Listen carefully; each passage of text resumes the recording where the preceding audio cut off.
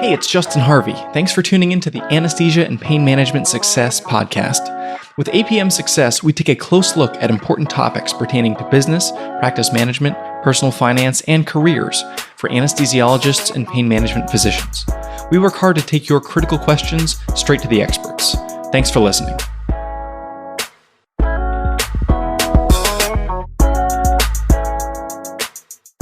Hello and welcome to another episode of APM Success. This week I'm going to be revisiting a previous episode that is designed to be one of the tools that you put in the toolbox for an investor to optimize themselves behaviorally, mentally, intellectually, and to position yourself for success. So much of successful investing and wealth building, it's not necessarily winning every battle as much as it is deciding which battles you even need to fight at all. And today's conversation explores this topic in detail. Happy Thanksgiving. Hope you enjoy today's episode, and we'll be back with some live content next week. Hey, it's Justin, coming with a solo episode today, number 124. Today I want to talk about turbocharging your financial progress by looking at an important neurological reality around decision making. Let's start with a story. Raise your hand if you've ever renovated a house or built a custom house. If you have, you already understand where I'm going as it relates to decision making. You've got a million decisions to make in this process, and if you're not careful, you're going to get decision fatigued before you get to anything important. About 8 years ago, I very slowly and painstakingly, using a lot of YouTube and the help of qualified friends, renovated a row home in West Philadelphia.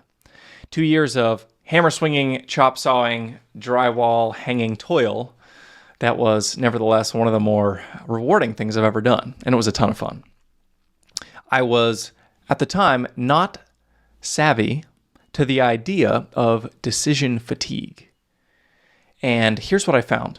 Because this was, in this case, a substantive renovation, basically full demolition and rebuild of a 1,200 square foot, 3-bedroom, 1.5 bath row home, I was making many decisions by myself.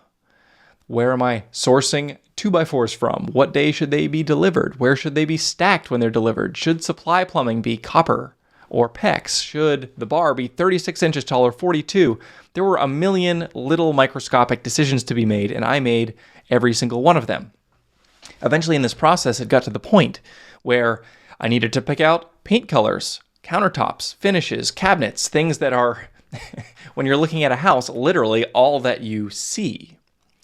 By the time I got to this point in the process, over a year in, after all the demolition and a lot of the framing and everything had been done, and the plumbing and the HVAC, I was so tired of making decisions.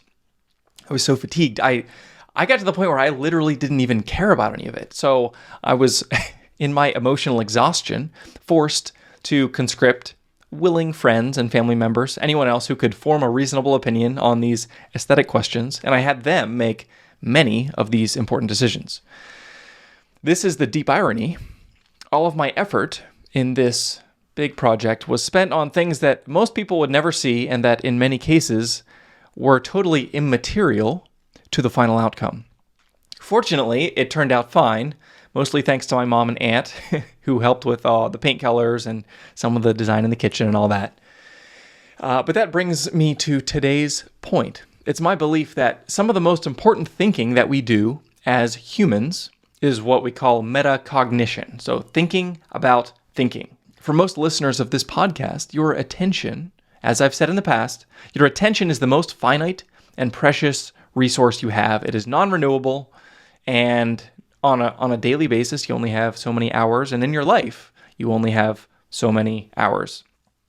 Being a careful steward of this resource, of your attention and your focus, and ensuring that it's used to your best advantage makes life a lot more rewarding and allows you to be as efficient as you reasonably can. This is super important when it relates to personal finances. Imagine if I would have started designing my kitchen and master bath before deciding what type of concrete would have been the best to parge the basement walls. That would have been the proper order of events from an emotional energy standpoint, and yet, lesson learned. So here's the point of today's episode and where we're going to go together. Making proactive decisions about how you make decisions is immensely valuable. This will help preserve the precious and finite store that you have of real mental energy and free you up to do your best work and make the most progress you can with the least amount of effort. Here is one stunning statistic that I uncovered as I was doing research for this episode. The average adult makes about 35,000 decisions per day. This, to me, as a non-neuroscientist, was mind-boggling, and I think it has significant implications for anyone who wants to focus on making the right decisions. The brain demands 20% of the energy usage consumed by a human at their resting metabolic rate. So when you're just sitting on a couch for 24 hours, of all the calories that you burn, of all your muscles and organs and everything, your brain burns 20% of the total use. So when it comes to decisions, you want to make sure not only that you're making the right decision in any given decision, but also that the decisions you decide that you have to make are the right decisions. If there's a decision that doesn't need to be made, do yourself a favor and just ignore it. Take a pocket veto and don't exert any mental or emotional energy towards deciding something. A great practical example is the Supreme Court does this. Whenever they have a case that is pushed onto their docket, some parties are seeking a legal opinion on a certain issue, there are certain things they say, you know what, this isn't important. We're not going to hear this case. Humans need to be proactive in doing this if they're going to make sure they have emotional reserve to make decisions that matter. Another example everyone can probably relate to, when you sit down and open Netflix, do you start from zero and spend, an hour, half an hour? And I've been in the room where this has happened with my friends. We're going to watch a movie, and it takes somewhere between 30 and 45 minutes to make a decision. That drives me absolutely nuts. You probably don't do this in general. What you probably do is you pick the next episode of the season of TV that you're in the middle of, because that's much less metabolically taxing.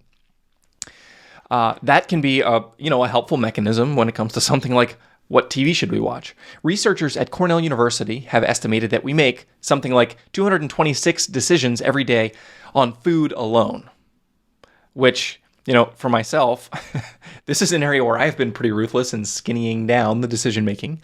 My wife, Sarah, knows that she'll ask me what I want to get for dinner, and it's always either let's get a burrito or let's get a pizza, in part because I don't feel like thinking up something more fancy, and I want to reserve my powers of cognition for something creative and impactful.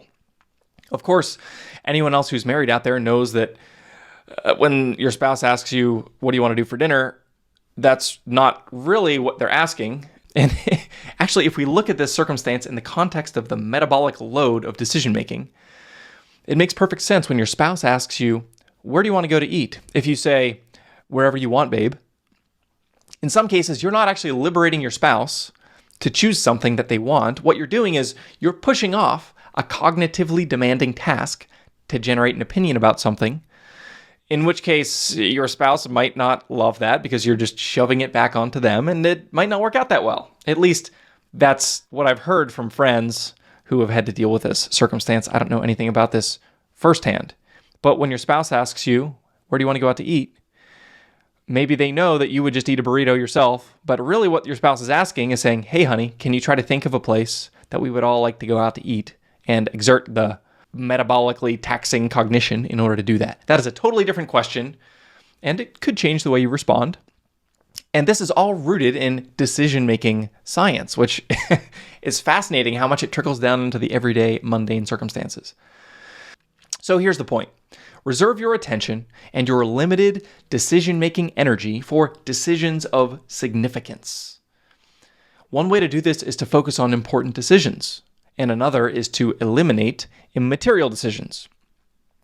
So in the time that we have remaining, I want to talk to you about how to preserve cognitive effort to enhance your wealth-building journey, rather than deplete your attention on things that don't matter. This is an idea that I'm borrowing from Tim Ferriss's blog.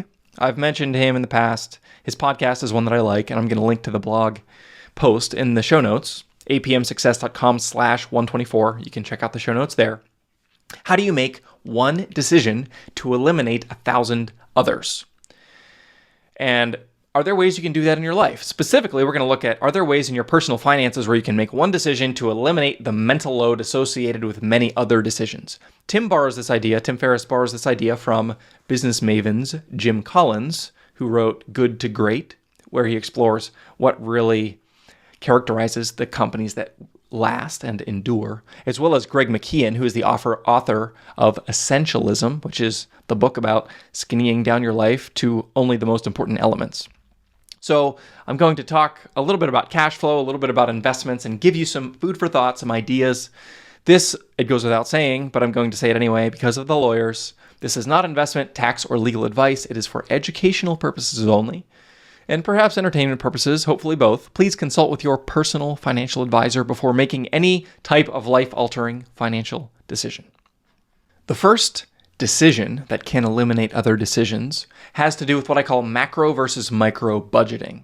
And what I would propose is make a decision towards macro budgeting and away from micro budgeting. So micro budgeting is a cognitive morass where volition goes to die, in my humble opinion.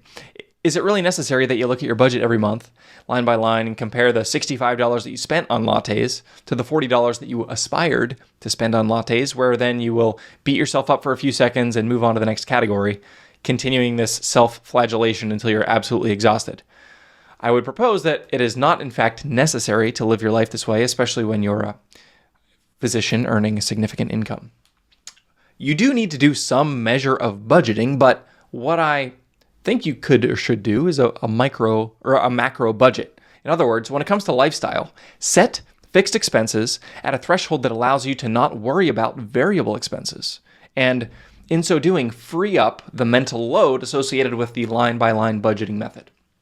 For example, make a proactive decision to say, I'm going to live in a smaller house and I'm never going to worry about a bar tab.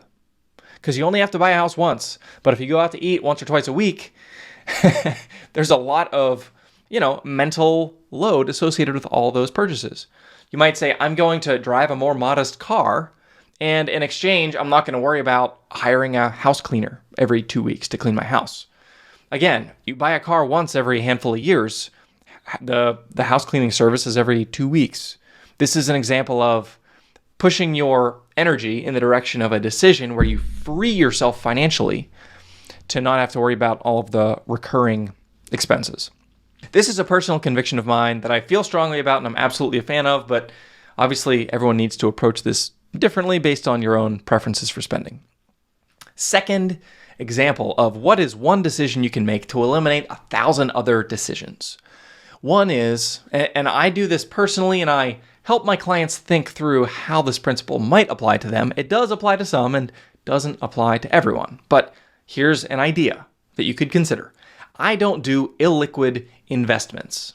Specifically, what I mean is I only invest in something where I can impact the outcome or where I can turn it into cash within a day or two. I encourage my clients to think this way. If you're a doctor, there's a million financial salespeople out there selling investments in businesses, real estate ventures, closed-end funds, private equity, etc. There's a lot of great investments out there, but that's exactly the point. There's also a lot of not that great investments out there.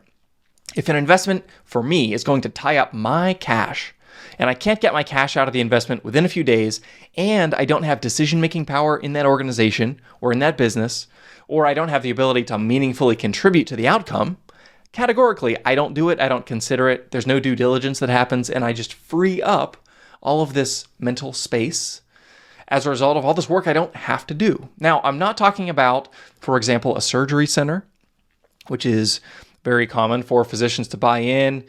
To some extent, you can impact the outcome. You may have decision-making power. That can be a good wealth-building mechanism. Great. So that's a separate category. Practice buy-in. Similarly, it's a separate category. You may have decision-making power.